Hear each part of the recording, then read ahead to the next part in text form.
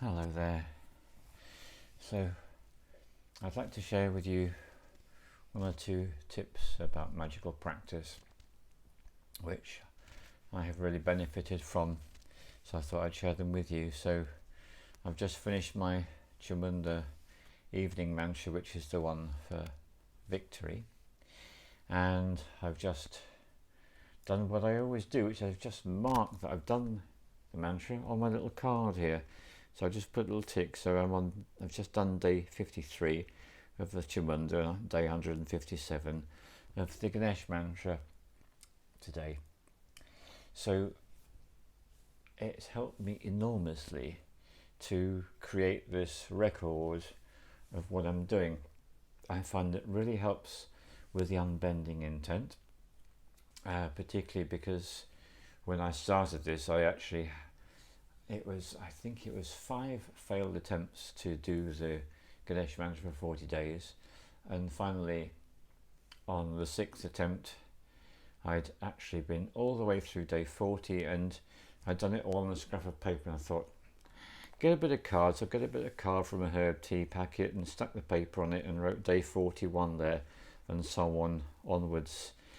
And I find that the discipline of making a mark on a piece of card when I've done my mantra helps me to keep track of exactly where I'm at, and it really is such a helpful tool to keep me engaged in the practice, which is what I'm dedicating myself to doing these days. So I thought I'd share that with you.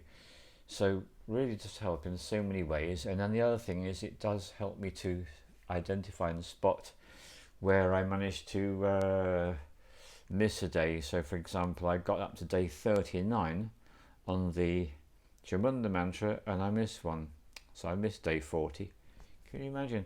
So then I started on day 1, the day after, so the day not doing it, and I went through to day 5, great, and then, to my great surprise, I realised that I'd missed it again. Where is it? That's right, yeah, I missed it again, and so then the following day I started with day 1 and continued all the way along. So it helps me to monitor when I'm not doing it, helps me be aware when I am doing it, and it's just a simple little device to help with the unbending intent, which is really what all these magical practices are about.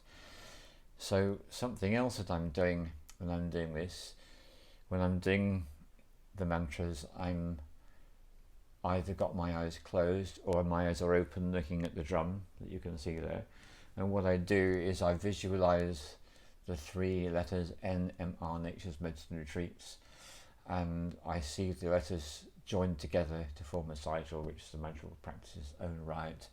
And so I find this is also incredibly helpful and comforting to be aware of what it is that I'm in the process of using my unbending intent for the manifestation thereof. And then this brings me to the opportunity to speak about something which might sound quite mysterious. It's called lust for result. So many magical workings come to nothing because people get caught up in lust for result. So what this means, it means when the person becomes so attached to getting the result that they're intending, their attachment to getting the result actually blocks the manifestation in its own right. And I've certainly experienced this before in magical practice. So one of the things to do there is to be aware that that's a possibility, and to do your practice and simply let go of any attachment to outcome. And that's a really nice thing to do when you put your little tick on a piece of paper, a piece of card. Done the mantra, let go of attachment to outcome. So those are some useful things that I can think of I'd like to share with you. And the reason why I'm so keen and so taken with this practice is because there are particular features of it. So first of all, every day I do a mantra. I say the mantra, but actually I don't really say it, I sing it 108 times. So that's got a power in itself, and it has a correspondence to all the chakras in the body. That's the energy centers. when I do that for 40 days every day, that then produces a huge increase in my commitment, my unbending intent, and my energetic capacity to be functional and to thrive. I've been really surprised how obviously true this was, both doing the Ganesh and doing the Chamunda. Really big, noticeable experience. So you can actually work it out how many times I would have sounded the mantra if it's 108 times 40. But the next data I want to give you is on day 93. Day 93 I breached the 10,000 barrier, and that is regarded by Vedic practitioners to be when siddhis, which is special abilities, what we might call powers, can be conferred upon the person who's doing the mantras.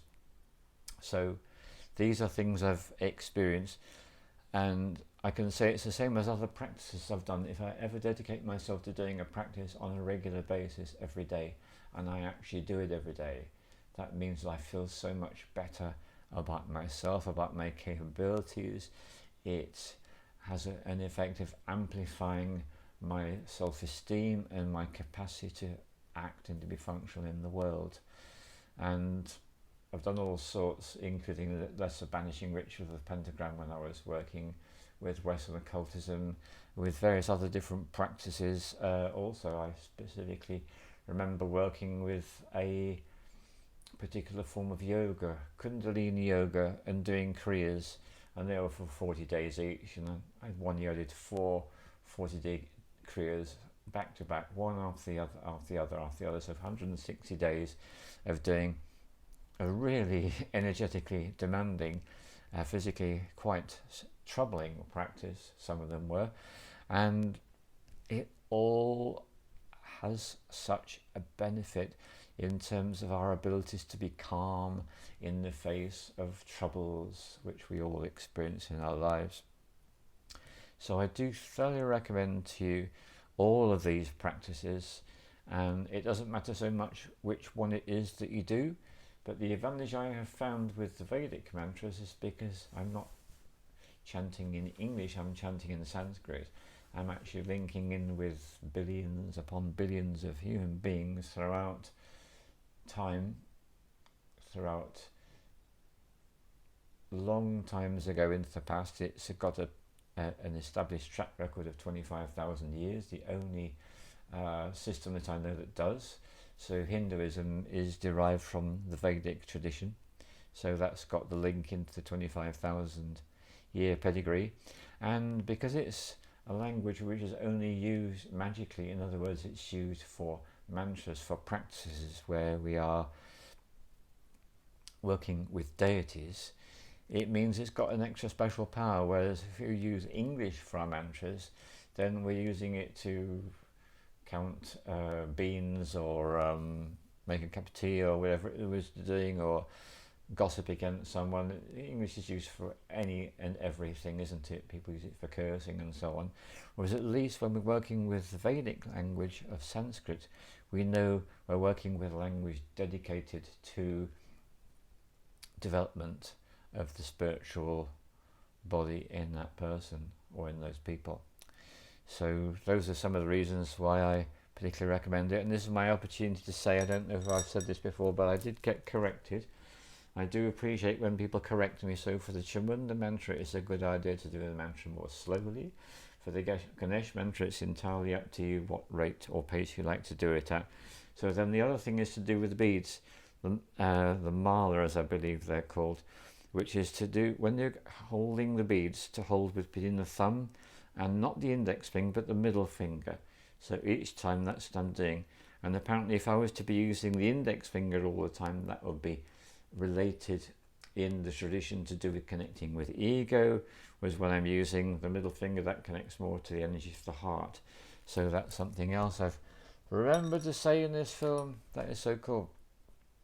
So I wish you all the best with whatever practice it is that you choose to dedicate yourself to, and to know that you will reap your rewards. The energy you put in is directly proportional to the benefits received and achieved.